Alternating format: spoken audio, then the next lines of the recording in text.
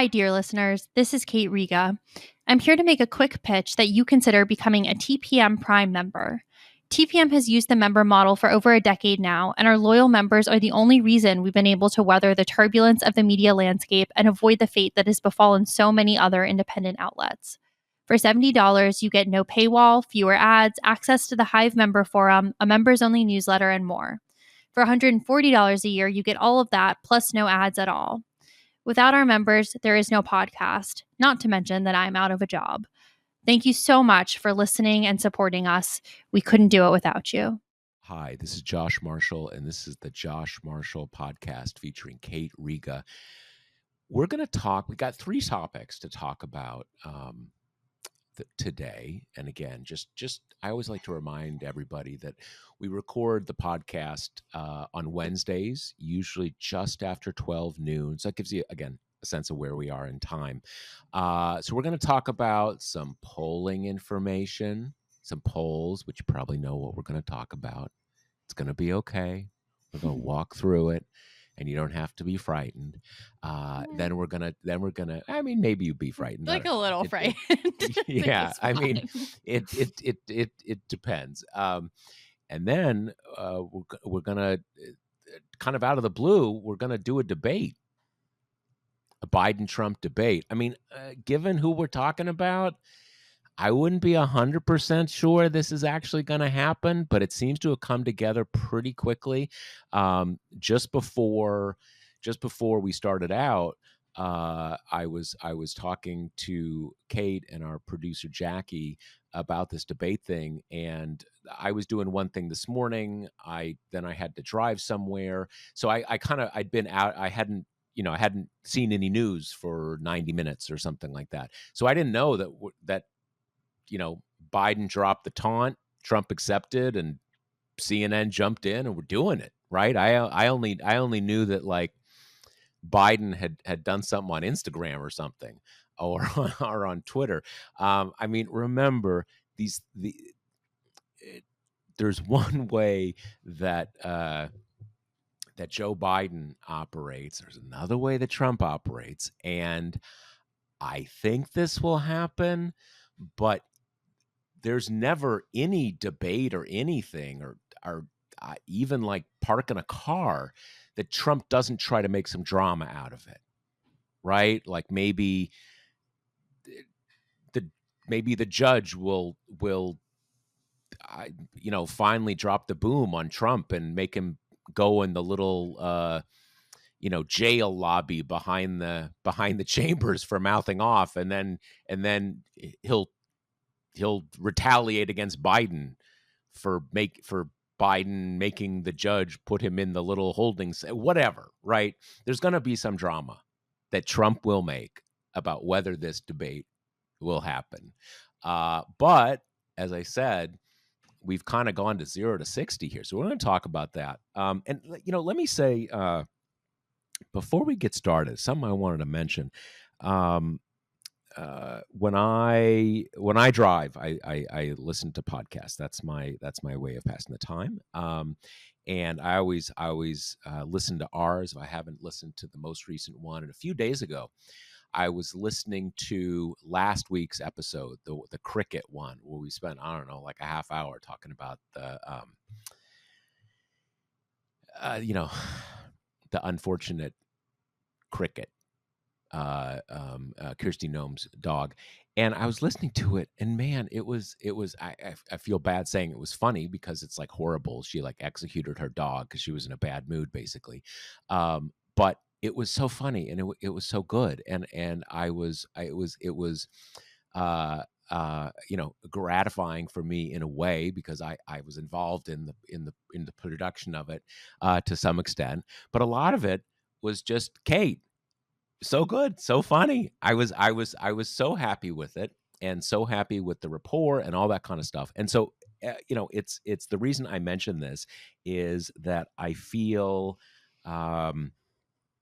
so lucky and gratified and appreciative that we have developed this thing, because it's we hear from our listeners that it's good.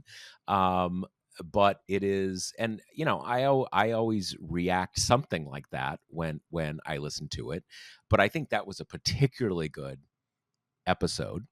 And I am at the point in my career where it's just very nice to be working with like really talented people.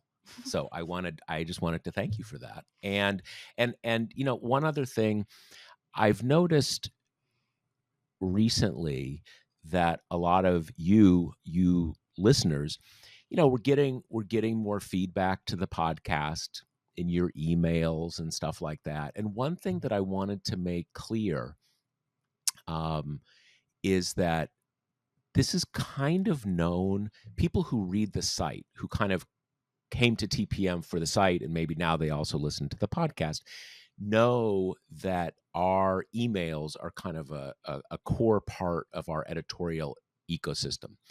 But if you kind of found us through the podcast, you may not know that.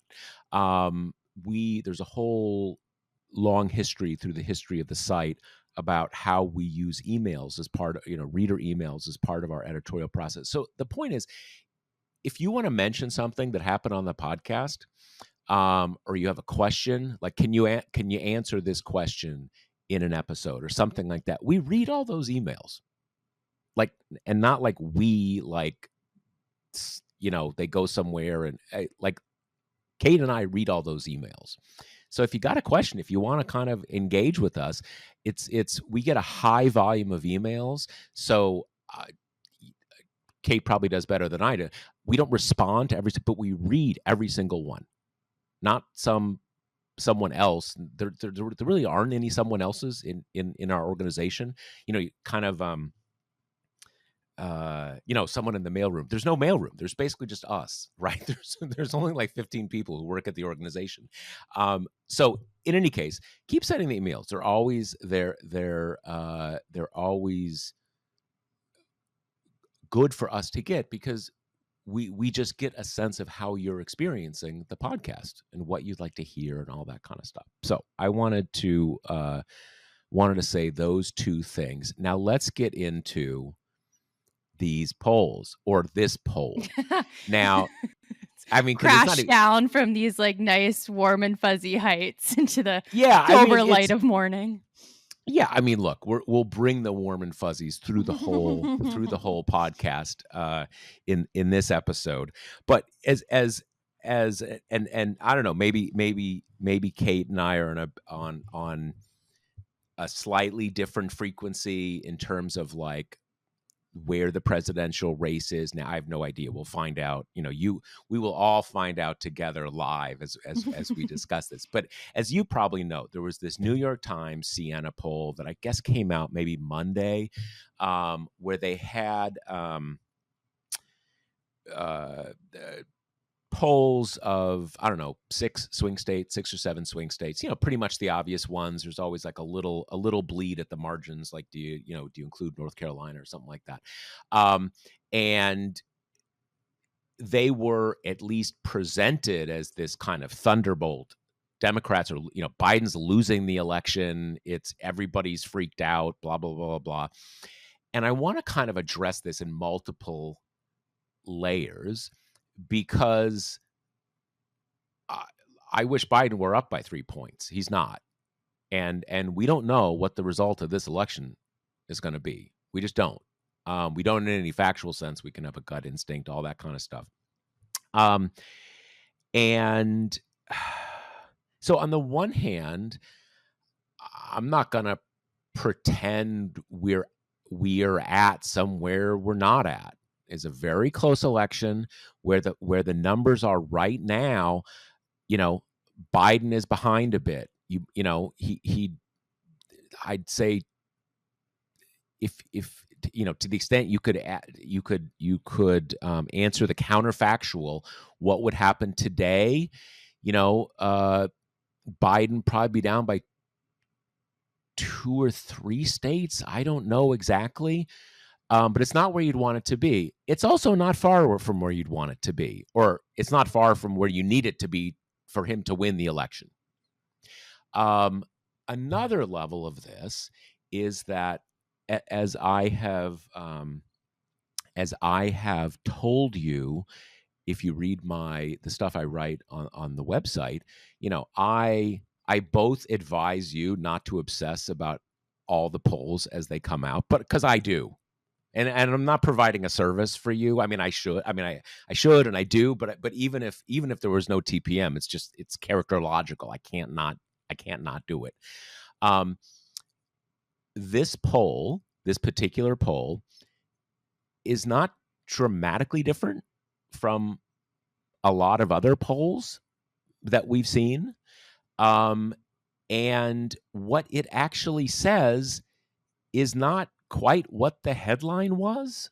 So there's all these kind of things happening at once. And some of this is just that the Times has this megaphone and they characterize things in a certain way that you'd think that, like, a poll came out a couple weeks after the State of the Union, looked like Biden was moving, and now suddenly he's losing the election again.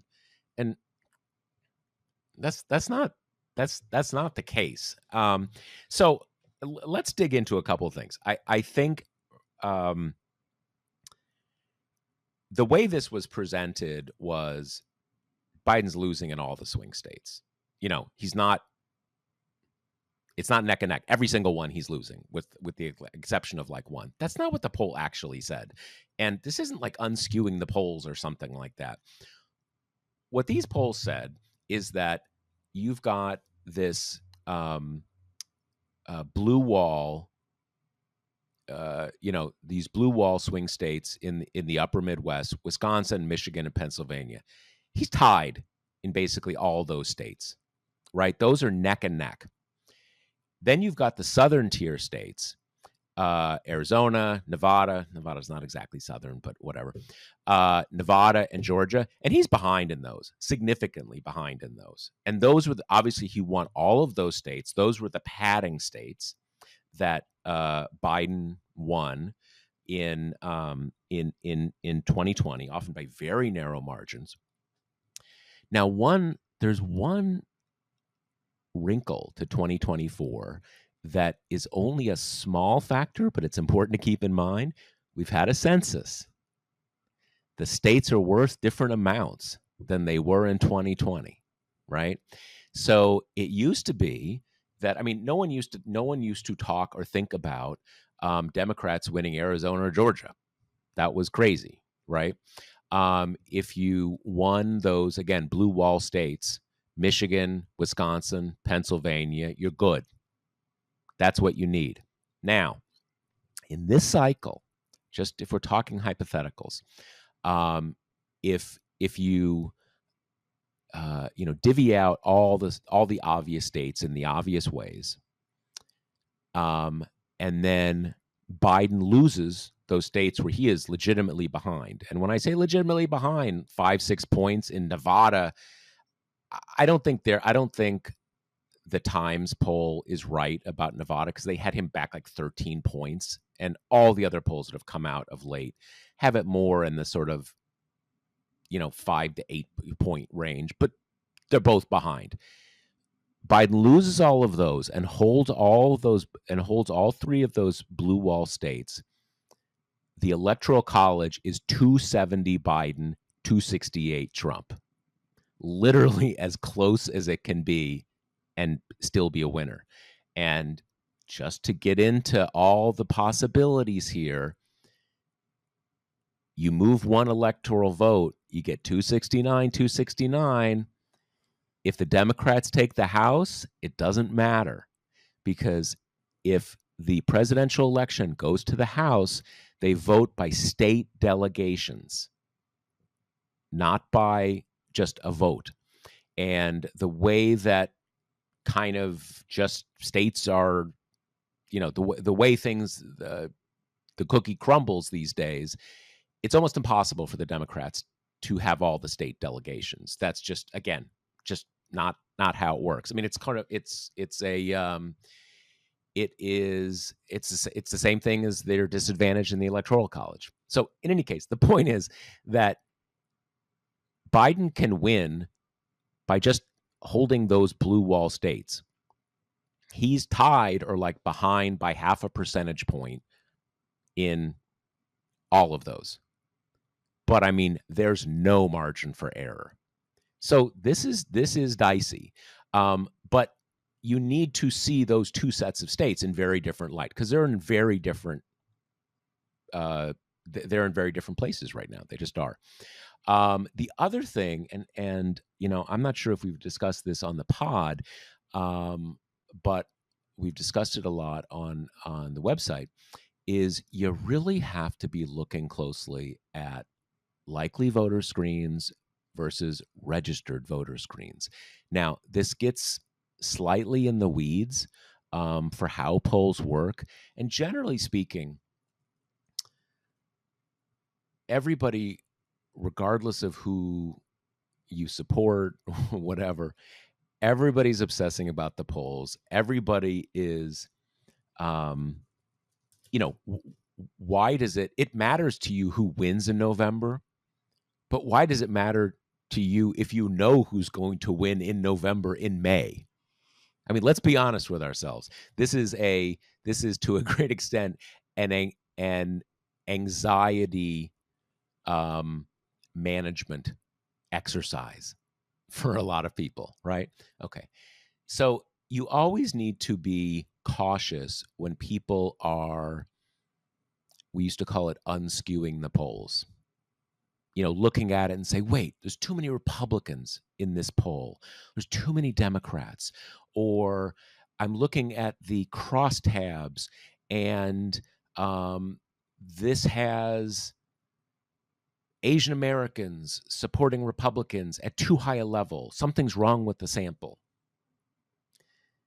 Generally speaking, that's sort of like, I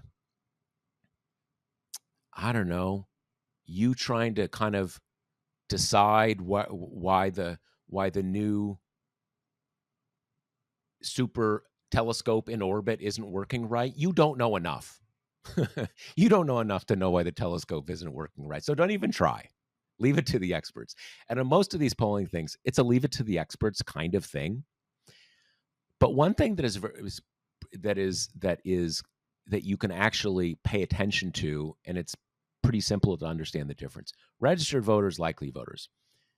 When a poll is of registered voters, that is the pollster looking at the entire potential electorate, everybody who is registered to vote.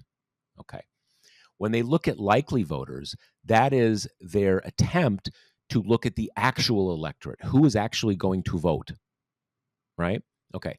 The second is matters much more than the first. There's been a pattern of late. Joe Biden's doing a lot better in the likely voter screens than Donald Trump. No one contests this, and there's a lot of reasons why this is the case. It's not a surprise. That New York Times poll based the reporting on the registered voters screen, even though they had both. Now, just one example, a particularly extreme example, in registered voters, it had Joe Biden down by 7 in Michigan. When you looked at likely voters, he was up by 1. That's a huge difference. And this isn't like saying, oh, I like the ABC poll better than the New York Times poll, so I'm going to go with that because it's given me better numbers. This isn't some arbitrary thing. This is actually the prediction of the actual electorate. So it's a mixed bag. I mean, this to the extent you care, I have generally been through most of this election cautious about having an idea of what's going to happen, but cautiously optimistic for a few different reasons. And there's days when I'm not. I mean, I was going to say I'm fully prepared for a Trump presidency. I'm not fully prepared for it, but I have prepped myself not to be surprised. That is totally possible. Totally possible. But there is something about this poll that suddenly you've got all, you're back to articles about, oh, they need to draft Gretchen Whitmer. We're back to the Thunderdome the Thunderdome convention. I, people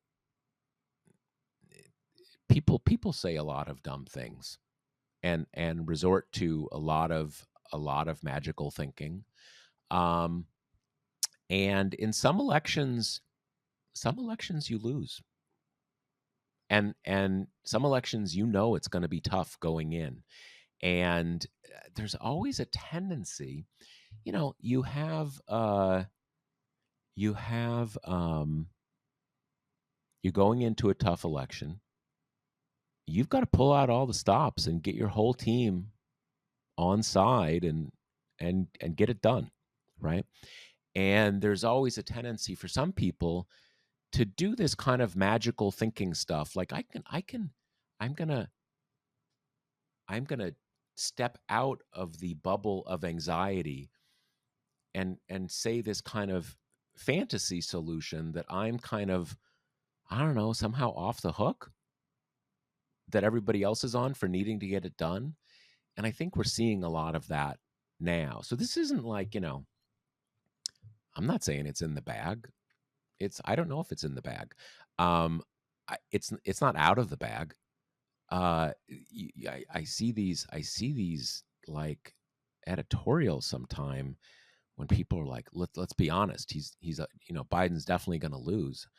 Sort of like, I don't know, dude. He's like a point back or something. Like it's extremely close. And given that it's extremely close, I'd really rather be like a bit ahead than a bit behind. But that's where we are 6 months out. Kate, before we started, she was doing some reporting, just talking to experts and seeing what they're saying. Where are you on this, Kate? I got the sense that that you might have had some minor crisis of confidence that you want to share with people.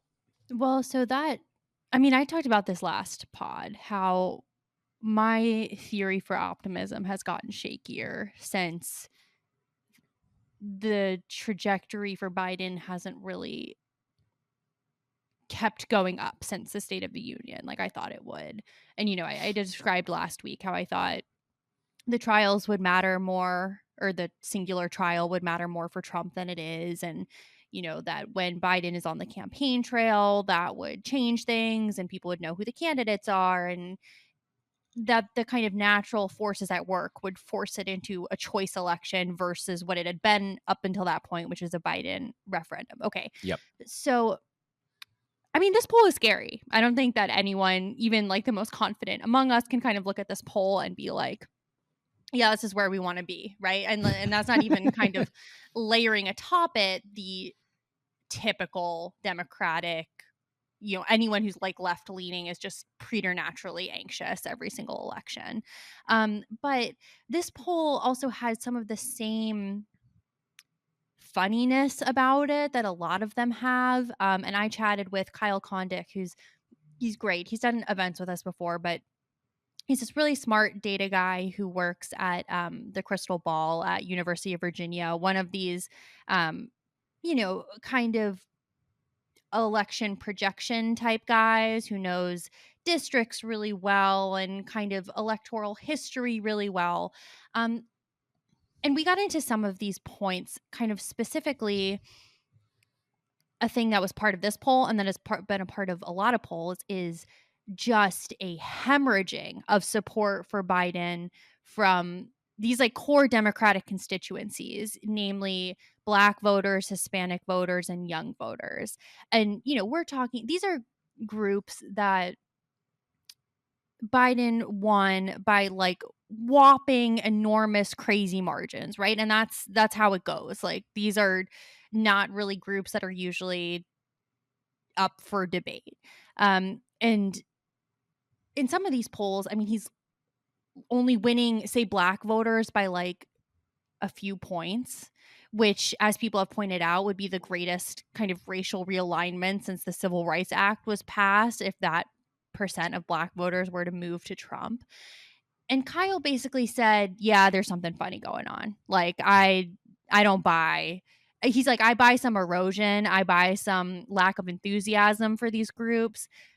I don't buy that he is, 30 points down with them from where he was last election. That doesn't make a lot of sense. And some of that ties into the fact that these groups are also some of the hardest to reach for pollsters, right? And that's always been true. So you've got that piece. He said he sees this basically as a 50-50 race right now, even though if you were going by polls alone, you would have to give Trump the edge. And that, and for what it's worth, I would, that's kind of where I am. and there's a helpful thing he said, which was, we've been saying this a lot, right? That we're still far out. People who decide elections aren't paying attention yet.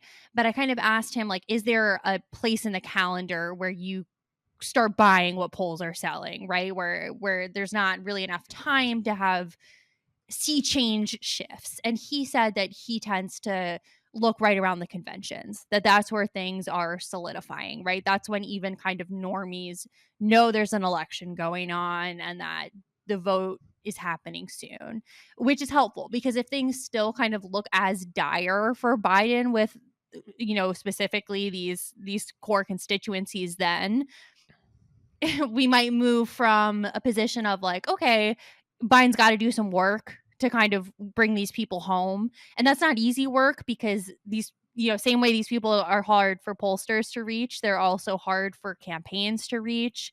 And that's intensified by the general kind of bifurcation of media and everything. But you go from that position to, oh my God, what's going on? Like, are these people just kind of abandoning him in droves? That's a different picture and one we can't really fully know yet, especially if there's some degree of like wonkiness in capturing them.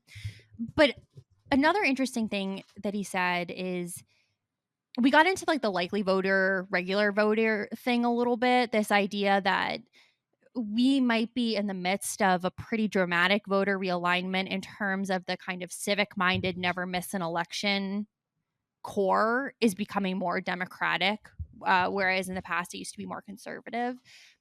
And he said, that he thinks that Biden, could be doing better with these voters, that it could kind of account for some special election strength, but that at this point, we still don't have a whole ton of polls that are breaking out likely voters from regular voters. So it's a fairly small pool of data to kind of work from. But he said that will become, people will start doing that more when we get closer to the election. And then the final piece, which I was really interested in, because this has come up, I've done reporting on this in previous cycles, which is the perennial problem of capturing people who are super into Trump and who vote whenever he's on the ballot, but who otherwise are low propensity voters and who don't show up. Like, that's a weird idiosyncratic group that it has proven hard for pollsters to capture before.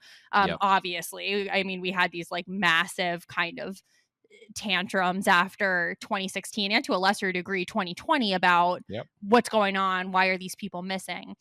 And, his take on that was he doesn't think that they're being undercounted now. Like, he said it would surprise him if Trump was kind of doing even better than the polls showed.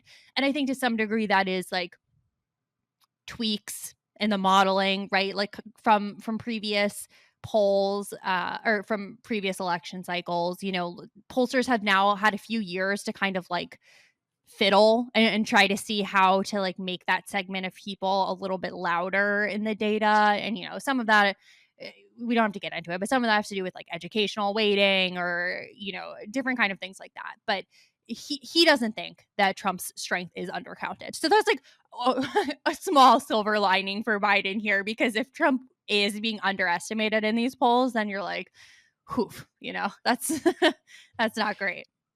Yeah, I mean, one thing that and those 2 points are what you've just given is a much more detailed and lucid explanation of things that I was sort of, pointing towards that are that are the 2 key things about this cycle. And that one about You know,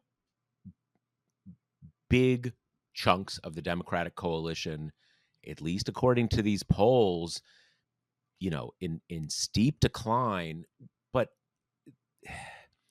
lots of reasons, both methodologically and just kind of gut check wise, why those things are.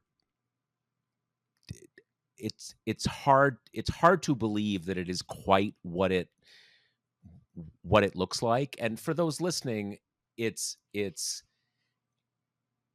I mean that in a way that is very different from how can Trump be winning when he's such a freak, right?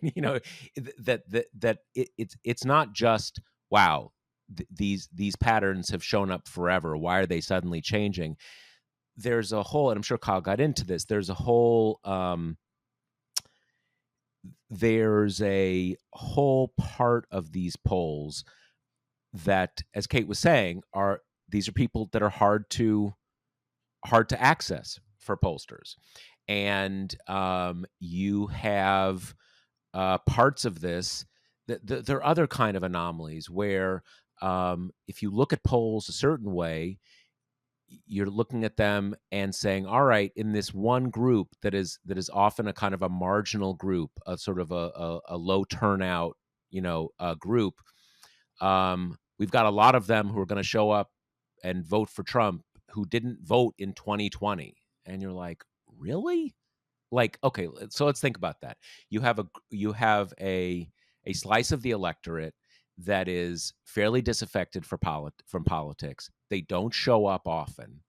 This is supposed to be a relatively low turnout election, and Trump's going to get a big boost from members of the Democratic constituency who haven't even voted before. Like, it's possible, but that's, that doesn't make a lot of sense. And then you get to the likely voter thing, and traditionally, it used to be the mode that you're a year out. You don't even try to poll likely voters because you don't know who's going to turn out. So you poll registered voters because that's the sort of the bigger pie. And as you get closer, you start picking up more data. You start building a kind of a model of what you think the electorate's going to look like. Then you start shifting to likely voters. That has changed somewhat because there are non-changing or fairly stable markers of likely voters. People who are more educated vote, tend to vote more often. People who are affluent, homeowners, there's a lot of basic things like that. I mean, there used to be things like you ask people, like, do you know where your polling station is? And if they say no, you're like, okay, you're not a likely voter. Those kind of things. That is another big wild card. And as I said, when you have polls that are looking at likely voters, Biden is doing a lot better. And it used to always be Republicans always do better in likely voter screens. And that's why general elections are important, because you get a bigger electorate. It's closer to the full registered voter electorate. One thing, Kate, that you just mentioned and I'm curious if Kyle brought this up, is that there is one, for Democrats, very downside conceivable interpretation that maybe that shy Trump voter thing never changed. Right. And so 2016, 2020, it's going to be the same thing. So not only are these polls not great, but, pile on a few more votes for Trump. And there's two different theories of the electorate here. My theory, and I think it's the theory backed up by the most evidence, is that something basic changed after Dobbs. And I don't mean just, obviously, a lot of things changed. I mean something very specific, not even just about elections, but about polling. That I think you have an era from 2015 through 2020 and into 2021 where polls you could fairly consistently give Republicans a couple extra points on the polls. That was just going to happen. And yeah, maybe a little more when Trump's on the ballot, but kind of all the time. It sort of happened in 2018 too. And then starting in 2022, Democrats start overperforming in the polls, and it's really consistent. There's polls and there's baselines of party support. Those are not the same things. Democrats start overperforming all the time on those. And at the center of these debates is this guy Nate Cohn, who runs the New York Times Siena poll, and he's, for lots of reasons, a kind of lightning rod of controversy, because he's very associated with this poll that has generally been unfriendly to Democrats, has a very loud megaphone. And just to frame all of this is a very smart guy who really knows numbers. He may have the wrong theory of the case here, but I want to make sure that everything I say here is not like, oh, he's a hack or he's biased, or it's not that. I'm just saying he's at the center of these big questions. And for people, some people say, look, Democrats, every election now, Democrats overperform. So that old 2015 to 2020 thing, that's done. And then we're now in the Dobbs era. We're kind of flipped, right? Now, people like Nate say, well, not really, because the Democrats are now the high propensity voting party.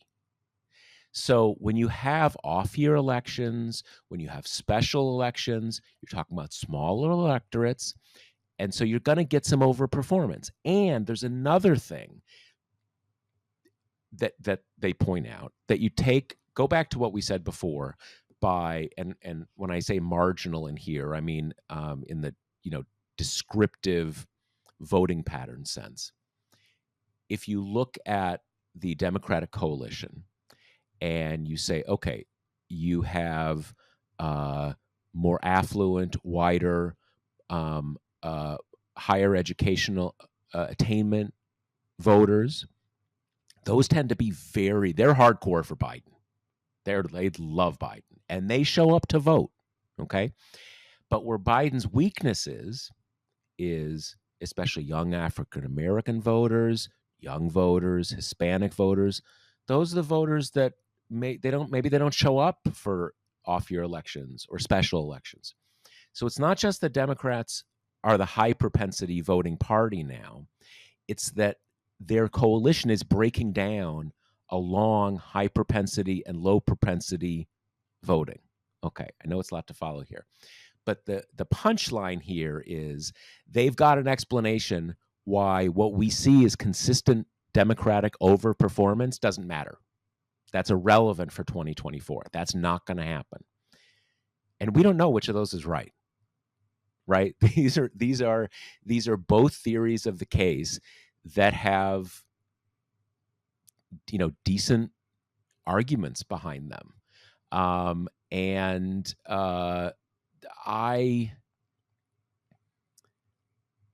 My own sense is that argument from Nate Cohn that I just explained to you about the sort of the high propensity voting core of the Democrats is to a significant degree a kind of retrofitted explanation to say that everything we've seen since Dobbs doesn't matter, or to be more specific, everything we have seen since Dobbs doesn't matter for a general election. And I obviously prefer the Dobbs model just because that's the one that's better for Democrats. But I am also just skeptical of a theory that, again, that just tells us what you're seeing doesn't matter. Trust the model, not the results of actual elections. Right. And so, the piece of this that ties into the theory of this kind of like core civic minded, I love voting momentum kind of switching to Democrats is that there's been a trade-off, right? That like Biden / the Democrats are kind of getting this like very college educated white, like he's got basically so many of them. Like there aren't that many more like white college educated people for Biden to get, but he has, and the party has kind of traded that set for the larger but less likely to vote chunk of non-college educated whites, right? That those people have, like, for all kinds of reasons, including liking Trump, but also, the breakdown of unions and kind of the ratification of the Rust Belt and blah blah blah. Those kind of people have, like, move to Trump. And so it's funny because some fundamental dynamics that we have been kind of counting on in elections for years might be, like, in the process of being disrupted, including the old idea that high turnout elections benefit Democrats, right? Because so much of the core is these, like, low propensity people who kind of only come out every 4 years, right? And so you need a high turnout to motivate those people to go to the polls, because the Republicans are going to have the people who vote every single time they can. Like, they're coming kind of rain or shine. So you need your big, fractured, messy contingent to at least show up every 4 years. And if the theory of the case is right, that those kind of cores have switched to some degree, I mean, that is really upending a lot of things that we thought about elections. Like, we might be headed into a world where it's not really clear who a low turnout election benefits, because to some degree, if the high propensity voters are with Biden, okay, low turnout's good, right? He doesn't want the low propensity people coming out for Trump.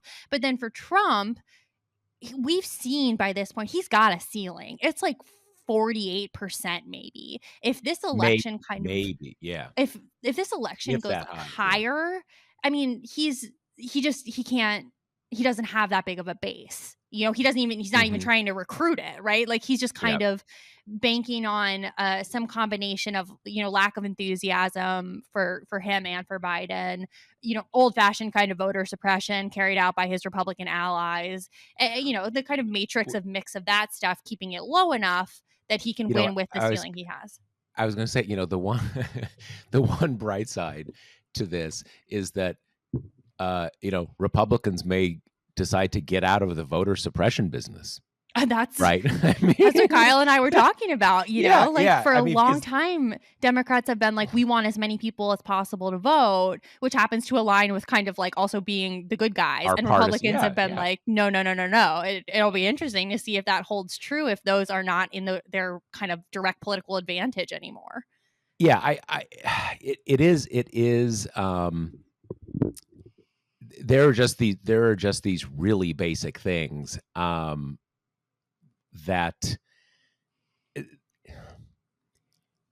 as you reported, Kyle telling you something's wrong here. A lot of this stuff does not add up, and we're gonna find out, right? And the other thing that is just a massive wild card is that you've supposedly got Robert Kennedy Jr., RFK Jr., holding 10% of the electorate. Now,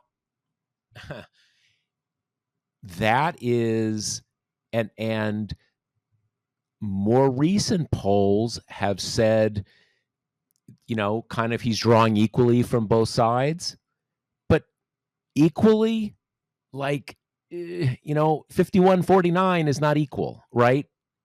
And that is such a black box that almost makes this kind of like, we're talking about, is Biden down 1 point or Trump's that, I mean, there's so many voters supposedly not even on the field yet, that those small differences don't even matter almost. And here's yet another thing to keep in mind. Third party candidates always nosedive in the final months of a campaign. That is an iron law. So that goes to the point. 10% or so aren't even on the field yet. Another thing is, and every pollster will agree to this, just it's hard to know what is going on behind the scenes. If you say, I'm going to read you some names, and you read everybody's name, you say Trump, Biden, RFK Jr., Jill Stein, blah, blah, blah, blah. you're going to pump up those numbers. That's just how polling works, human nature, whatever. If you say to just tell me who you're voting, that'll pump them down. So just all these wild cards that it's impossible. It's very hard to know. And look, some people say, oh, so many wild cards. I think Kate actually said this in I was listening to a couple episodes ago, and she was sort of calling some reporter out, some sort of legal affairs reporter out, saying, no one knows how this will come out. And she was right in that case. I'm not saying that because it's easy to say like, oh, there's so many questions about polls. No one knows who's ahead. It's neck and neck. I'm not saying that at all. Biden's running a little behind right now. That's the reality. I want him to be ahead. He's not ahead. That's the reality.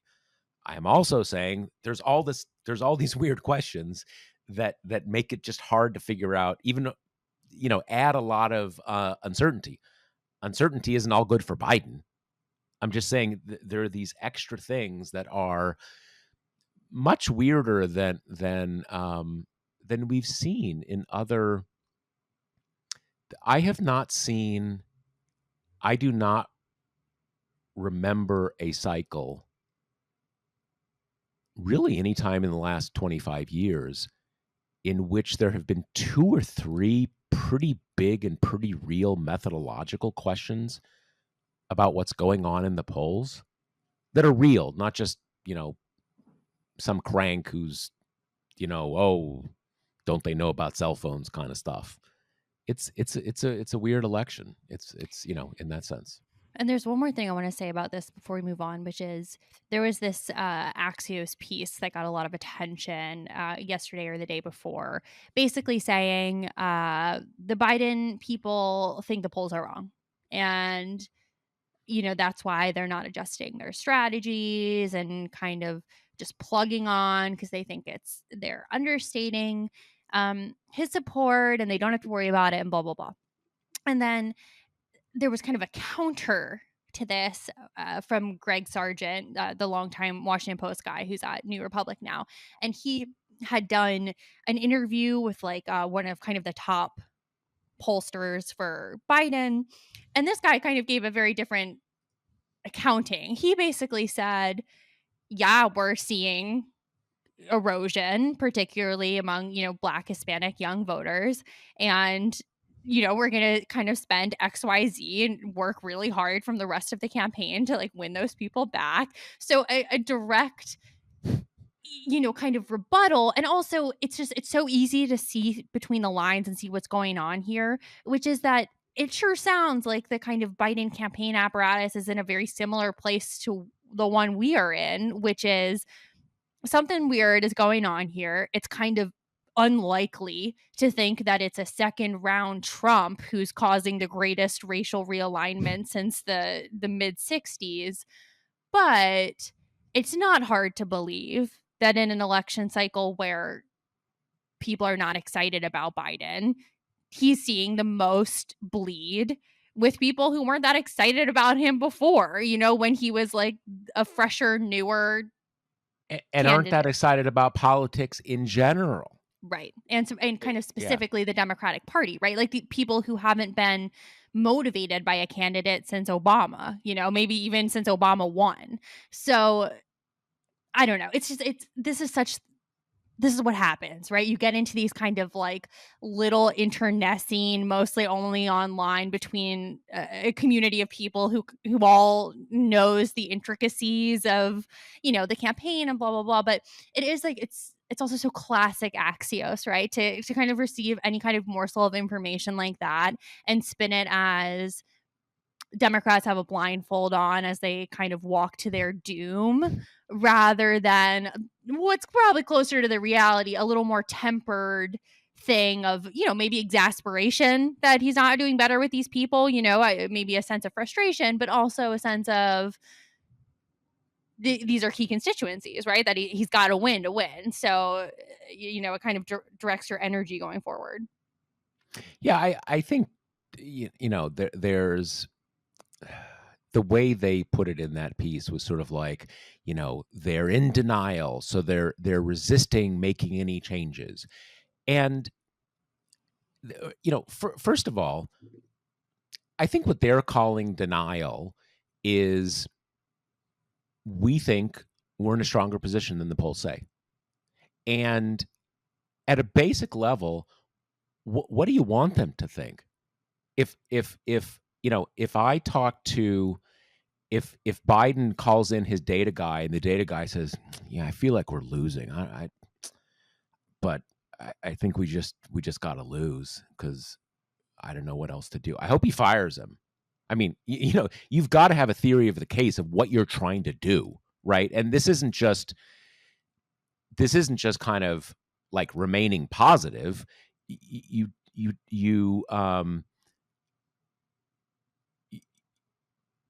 got a challenging election.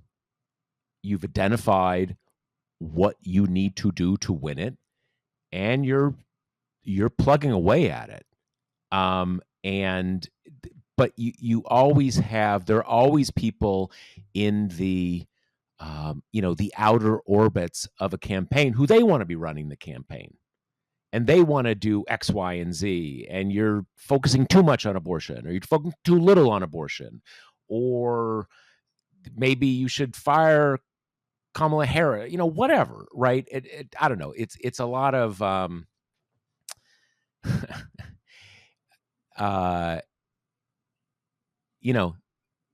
I think I said in a post, what is the underdog going into the Super Bowl in denial if they think they can win? Of course not. Is that your team? You're like, I've looked at the odds in Vegas. We're losing, so I'm just going to try to have fun. I don't know. There's just there's just kind of a weirdness to these things, and a lot of this is just like the chatter that gets ginned up around a campaign. But it's also kind of like we were saying before. You've got your candidate, you've got your record, you've got your post-COVID electorate. That's a weird electorate and a cranky electorate. And I still think all these things, like, you're still having this debate. Why, on both sides, why are the people so dumb? They don't know how good the economy is. Or why is Biden and the Democrats so out of touch? They're telling people to clap harder when it's harder than ever to be, to be a middle-class American. I mean, I think both sides of this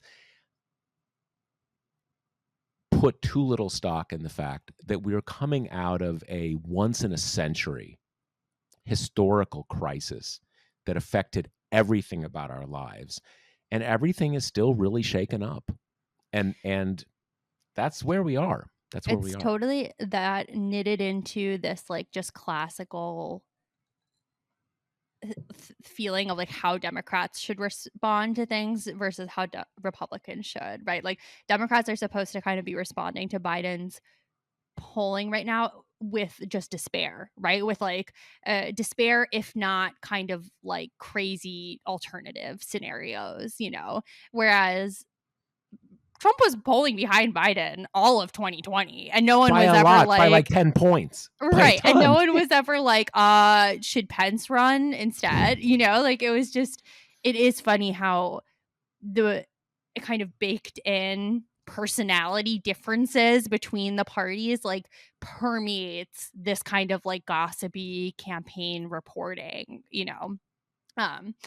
It's the same way it was with the age stuff, right? Like Democrats should prostrate themselves about the fact that Biden is old, whereas like no mention that maybe Republicans should be wary about the fact that their guy is essentially the same age. It's just not how it works. Like Republicans are going to go in expecting to win, and now that's taken on like a really dark valence in these past two elections, which include using military force if they don't. But it's that same idea. Like Republicans should always be confident no matter what the numbers say, and Democrats should be like bedwetting even if they're ahead, and God forbid if they're behind.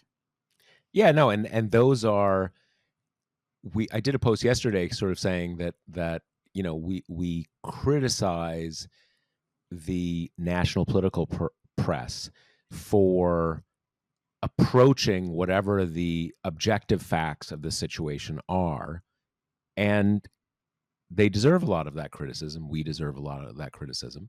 But it's also true that these things are, as you said, baked into the social psychology of the two political coalitions. That we know that Republicans are the more, even in its pre-Trump incarnation, the more authority-driven party, the more sort of force-driven party.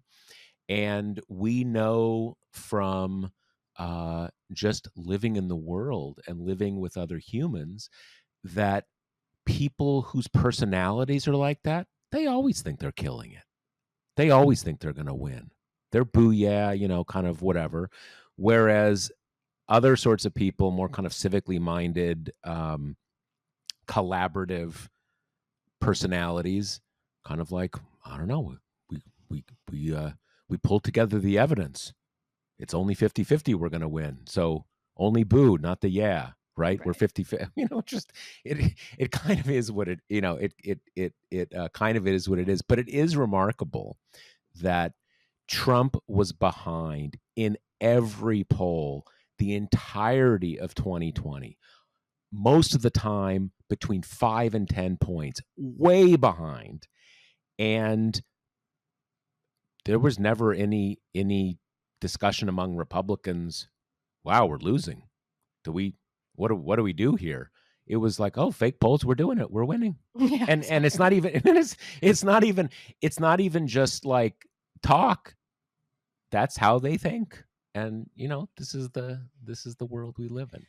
So a piece of news broke right before / during our recording, which is that we're going to have 2 presidential debates, which, coming from really 0 to all of a sudden 2. Yeah, 0 to 60, like in this all happened overnight, basically, or started overnight. So Biden basically took to social media last night, where he did this very funny video, and they've been doing this, going back and forth, the whole like, debate me, I dare you, in the parking lot, name the day, but it's like never really come to anything. And Biden did this video where he said, come on, debate me, Donald, I'm ready. Kudos to whoever wrote the line, I hear you have Wednesdays off, which is very funny. And Biden said, like, I'll do the CNN one if you will also do the CNN one. So that got on the books first, and that is for June 27th. And then quickly after, they both agreed to do an ABC debate on September 10th, which is really interesting because, when we'd been chatting, when we were just aware of the first debate, that makes sense from the vantage point of neither of these guys are clearly all that, or their teams are not all that confident that they are going to like do a great job in the debates. Neither of them have histories of being, kind of standout debaters. So if that's your mindset going in, better to do a summer debate where, you risk losing a bump if you do well, but if you really mess up, it's so far out from the election, no one's going to be thinking about it by the time you get there. But the September debate is kind of a horse of a different color. It's still a couple months out, and it's, we're not talking kind of October surprise territory. Like, things do move pretty quickly towards the end of an election, and our news cycle. What is the date in September again? September 10th. So even there, though, that generally speaking, in the past, I think you have, if there's 3 debates, it's sort of like maybe the first one is at the end of September, and then there's, then you have them in October. So even the late debate is pretty early as debates go. And I think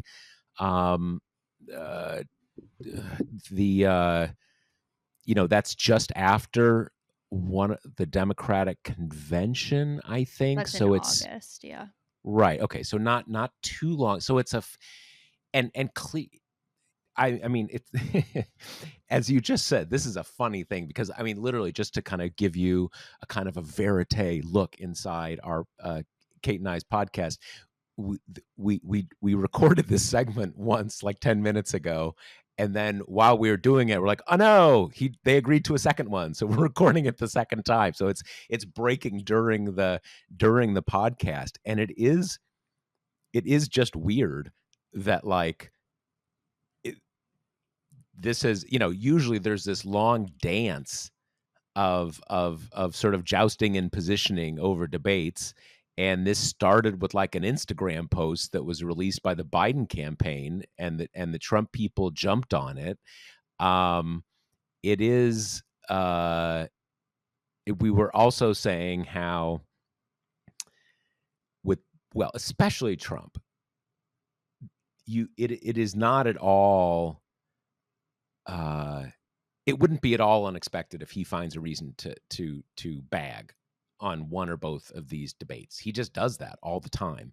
And even if he doesn't bag on it, though, it would be totally it's almost unimaginable that Trump won't come up with something about the moderators or something about the positioning of the microphone, that he'll be holding it in suspense in the final days, whether he's going to show up. Maybe he will show up, and maybe he was always going to show up, but that's just in his nature to do that kind of keeping everybody off balance It does sort of thing. It does lend credence to the idea, though, that Trump wants to do them more than Biden does, right? I mean, it was as soon as Biden But on the other hand, Biden opened himself up to it. He said, let's do it. That was right. If they were trying to get out of it. But I mean, previously, when we've had kind of these statements from either side. Yeah. They haven't gone anywhere. But as soon as Biden was kind of like, I'm in, Trump's like, I'm in too. Which is interesting because it kind of shows us his team thinks that he'll come off better in a debate, right? Like that's an advantageous thing for him to do. And again, the psychology of the two major parties is infecting the campaign groups as well. Like, it's much more likely that the Democrats are ticking down a list of what ifs, and the Trump team is more like, yeah, go get him, Don. You know what I mean? But it's interesting because there was all these nerves on the left before the State of the Union, right? Like, that was the apex of the Biden has his brain leaking out of his ears thing, like he can't do it, whatever. And then he went out and it was a Joe Biden speech. Like, it wasn't like a speech for the ages or whatever, but he did fine. And that was enough to kind of put that agita to rest. And so by doing this whole Joe is senile thing, they just keep setting the bar for him so low that it does make me think, they think they'll go into these debates and you can tell what they think, that Trump will come out doing his like constant interrupting kind of like bullying thing, which will get Biden off foot. And he's already, not the best public speaker, and that'll kind of get him flustered. And then Trump will like look dominant and, the kind of way he wants. But I mean, we've seen this movie before, and the downside is people like don't like Trump's hectoring and his, making fun of the moderates and kind of, chasing Hillary around the stage and whatever else he wants to do. And it does tend to have like a little bit of an upside for Biden, because as soon as he can like speak like a normal person, people are like, oh, okay. Okay, he's alive. He's fine. Like, yeah, he's old, but he's not, kind of has a walker and like can only say a few words at a time. So I don't know. I mean, it'll be a nerve-wracking affair in any way. Like, I hate watching Joe Biden speak in public because it's nerve-wracking. It's just, you can never be too comfortable. Yeah. I mean, it's if nothing else, it's a funny thing because, at least in a sort of game theory sense, it can't be in both of their interests to debate, right? I mean, I think the reality is we don't know whose interest it is, and so everybody's sort of playing at that. It's possible that it is in both of their interests to kind of get it out of the way early, right? To your point about, leaving in a lot of buffer. It is, I'm sure there are a lot of Democrats thinking like, maybe Joe was just taunting and now he's trapped. Oh no. Right? The kind of like, they've thought this through. I don't, it does surprise me that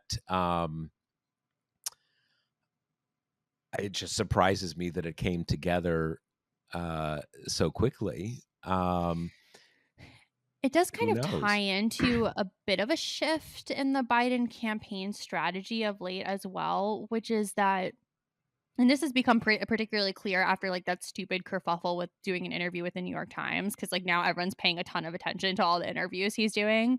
But he has been doing a lot and, very much kind of trying to blanket, doing like Howard Stern or whatever, and then like Yahoo, and maybe like less of the big hegemonic legacy media outlets and more of the kind of what quote unquote normal people are still engaging with.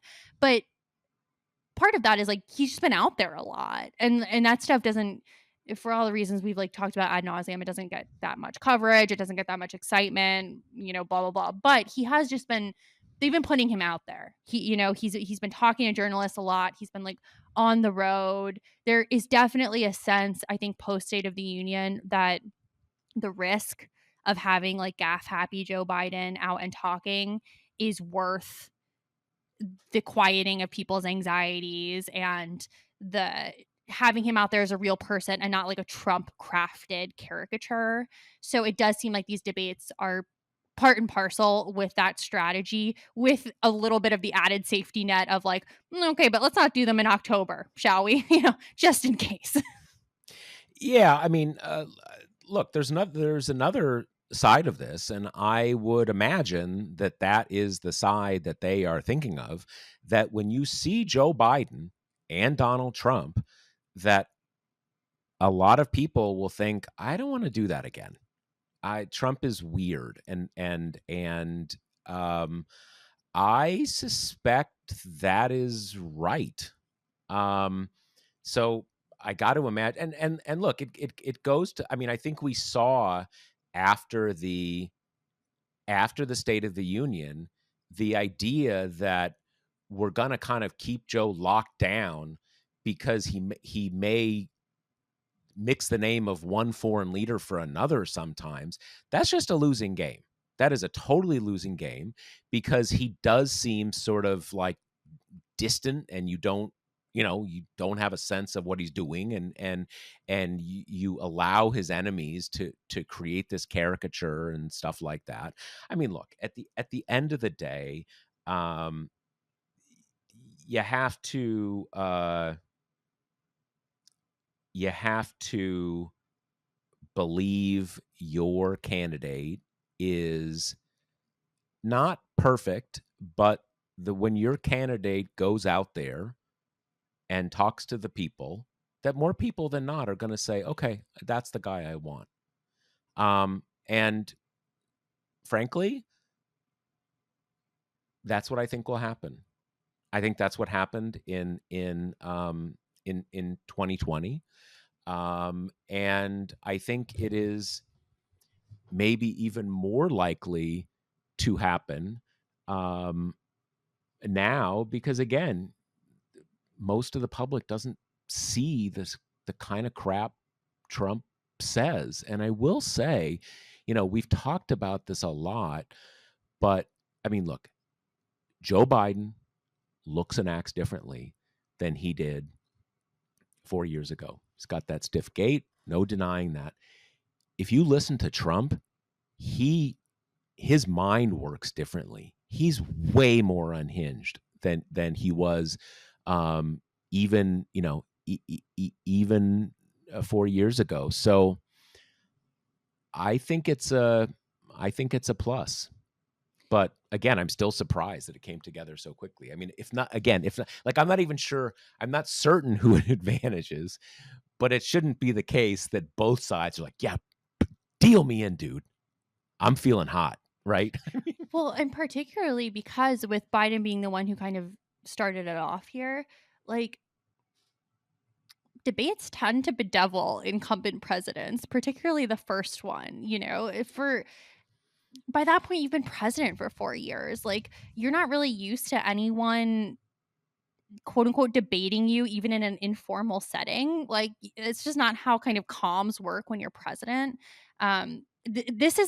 This might not be as true this time though, because part of why this dynamic exists is because the challenger has usually just come off a primary where they had to do primary debates. So he or she is kind of well practiced and used to it and in the midst of debate practice already. And it's the president who has to go from being kind of like, yes, sir, thanks, Mr. President, to all of a sudden getting, yelled at on stage. But as we famously know, Trump has basically opted out of the Republican primary to the extent that he could. So debate prep wise, they're both kind of coming in on the same level here. Neither of them have taken the debate stage for many a year by this point.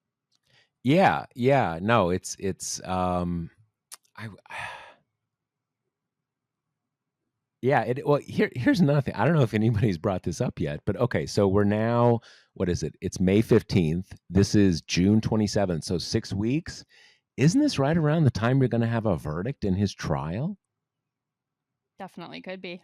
I mean, it was supposed to be like I think I remember the predictions were sort of like a 6 to 8 week trial, right? That's right. And we've been going a couple weeks now. I mean, obviously we've been. There was that doesn't include jury selection and stuff. So we've been 2 weeks of the meat of it, right? Yeah. So I mean, like that is a pretty big wild card to put it mildly, right? I mean, you could have the jury deliberating, or kind of. I mean, Jesus. I mean, what if like 2 days before the debate he's convicted? I mean, oh my God, that's a real wild. I mean, if you want to talk about an out, that's his out. Totally. I'm a political prisoner. I cannot be. I cannot be debating the infernal tyrant Joe Biden. Blah blah blah blah. I don't know. I mean, it's one of these things where it happens so quickly. I wonder if it'll take a while for the spin and the conventional wisdom to solidify about this. And I wonder if one or the other is going to say, oh, okay, well, I didn't take my finger off the chess piece, so maybe I'm just going to move this one back or something like that. But look, at the end of the day, if you want someone to be president, you should have a basic confidence that people are going to see someone who they think should be president too. Definitely. And that's just how it is if you really have the confidence of your opinion. So anyway, a pretty raucous podcast, because things are pretty raucous. But I think that's all we have for this week. Another episode of Pod Goodness, and I think that's all we got. All right, see you next week. Later. The Josh Marshall podcast is hosted by me, TPM reporter Kate Riga, and TPM founder, editor-in-chief Josh Marshall. The show is produced by Jackie Wilhelm. Thanks to Why Not Jansfeld for our podcast theme song, and thanks to all our TPM members who make this possible. Rate and review us on Apple Podcasts, and subscribe wherever you listen.